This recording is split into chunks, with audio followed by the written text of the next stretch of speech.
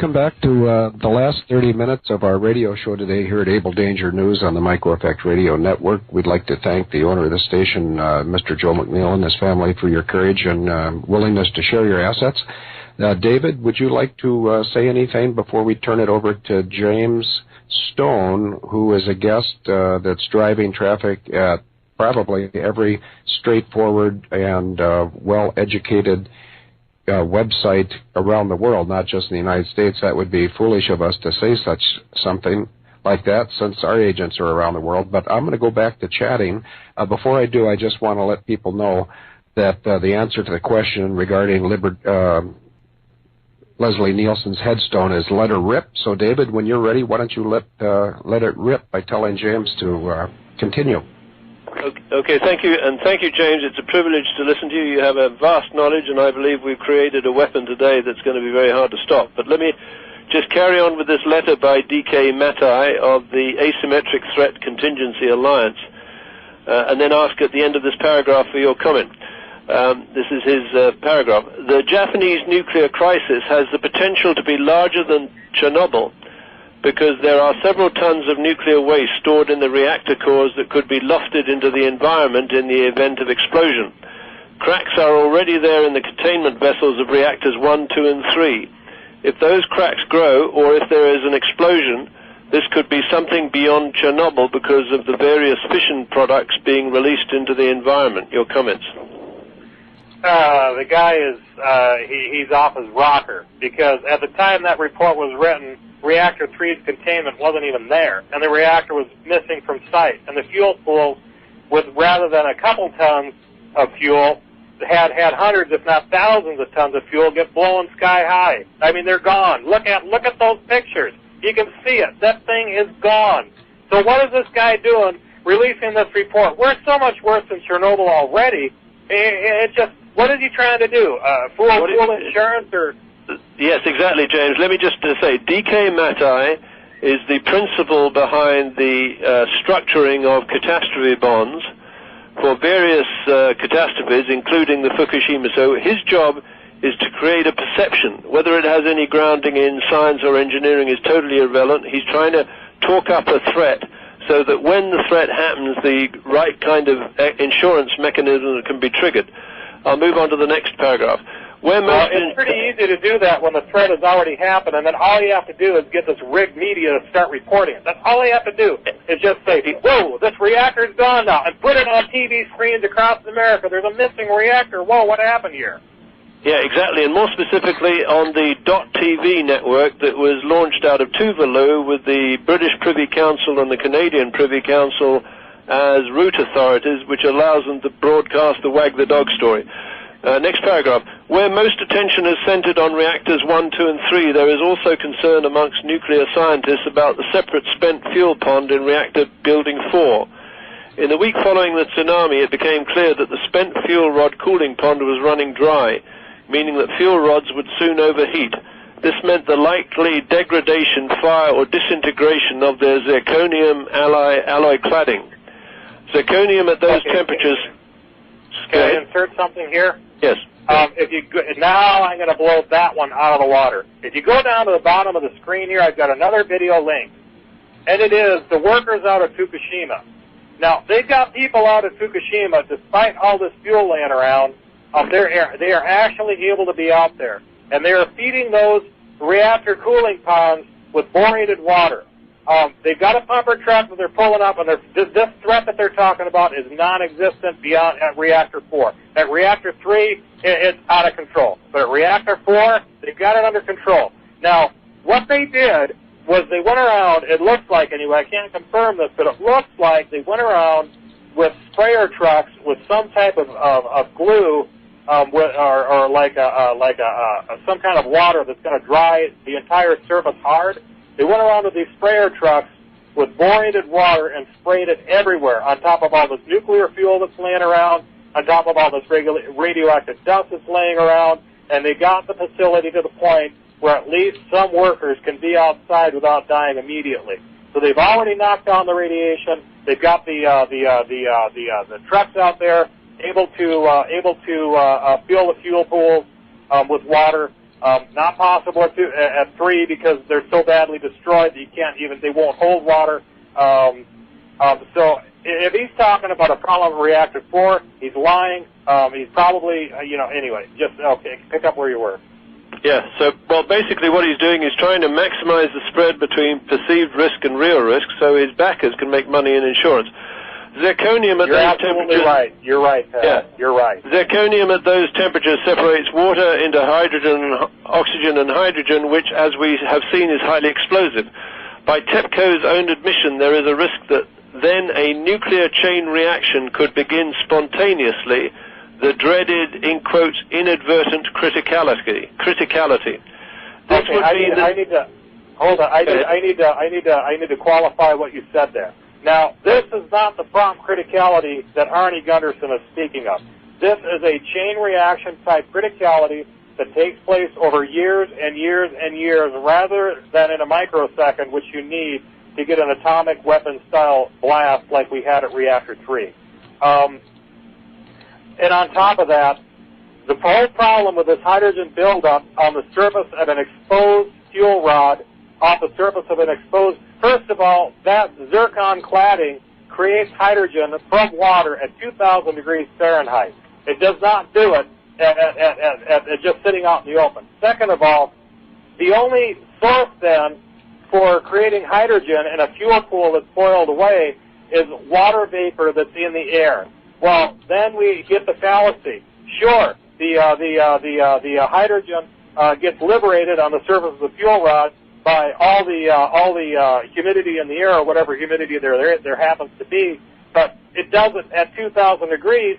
So the second it's liberated, it just catches fire and burns right away. There's no chance of an explosion. Okay, continue. Right. This would mean that the potential for a very large atmospheric release of as much as 250 tons of radioactive fuel material sitting in that pond could then not be discounted. If that should happen, the drinking water, green leaf vegetables, and some of the food chain of the northern hemisphere could be potentially affected. And that's the end of that paragraph. It already happened. Okay. If there were to be an energetic event, there would be a very large radioactive release indeed. The priority is, as it has been all along, to restore adequate coolant to stabilize and to reduce the energy release in the spent fuel ponds and the reactor themselves, while hoping that earthquake aftershocks, bad weather, and future power outages do not cause significant further delays. Any comment? Okay. Now, first of all, if you look at the video, you can see that at Reactor 4, they're having no trouble keeping stability there. So this is a farce what he's saying. Number two, I have a Japanese correspondent who was in Fukushima when the earthquake happened, and he happened to be in Kobe when that earthquake happened. He confirmed that the earthquake in Fukushima was not what they said. It was not that. He said it was powerful. But he was actually in Osaka during the Kobe earthquake, so he was kind of away from it a little bit, and he really didn't feel it at its full intensity. What he felt in Fukushima was stronger, but he said no way 100 times stronger.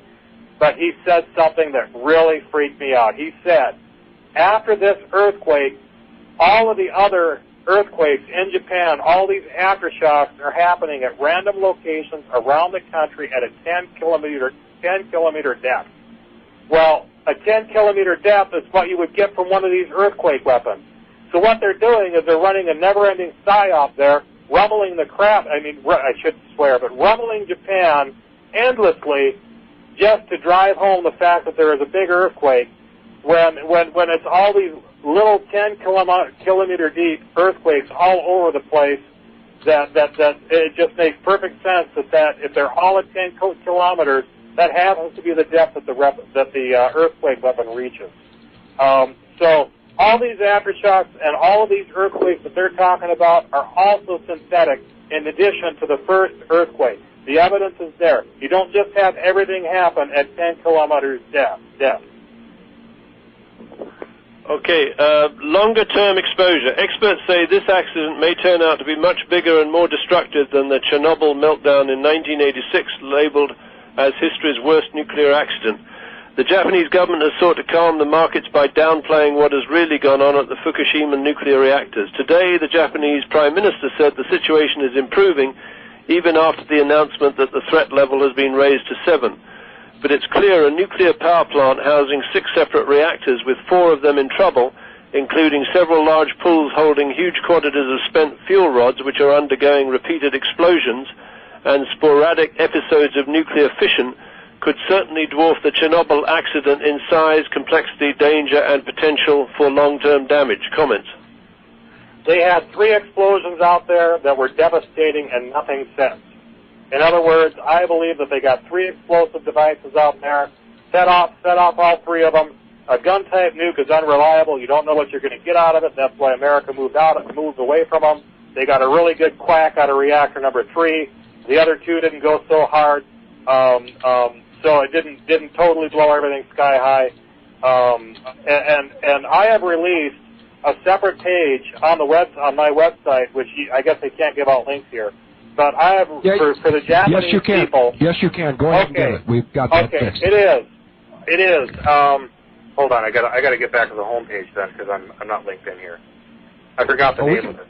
We got your link. We can put it up for you, but you go ahead and continue. Okay. The article is at jimstonefreelance.com/Fukushima.html. If you look on that article in the upper right-hand corner, there is a special update for Japanese readers. And here I have actually sat down with a calculator and calculated what the level should be for the Japanese people to leave. Because, I mean, I've got a really good, it's a long story. I got enough background to do this stuff. So I ran my own calculations. I didn't believe our government. I didn't believe the Japanese government. I didn't believe anyone. I ran my own calculations, and I landed on the evacuation threshold that Russia set for Chernobyl. And so, except that it was within a range. I said 3 millisieverts. Russia said 5. I'm an American, and I care about things probably more than the Russian government does, which is probably why I hit a lower number. But, you know, the Russian government was performing a lot better than the Japanese government is now. I don't want to hear, you know, the Japanese government isn't at fault for what happened, so I don't want to point fingers. These people are in between a rock and a hard place.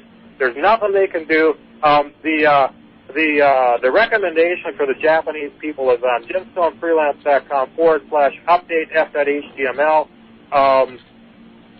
This is where they're saying, we are dealing with something that's far worse than Chernobyl. It is far, far worse. If I had to produce something like this, you know, the Japanese government is just telling the people to sit there and soak in something in radiation levels 10 times higher than Russia would allow people to even be in. It's ridiculous. The disaster is of a magnitude that's just absolutely unimaginable.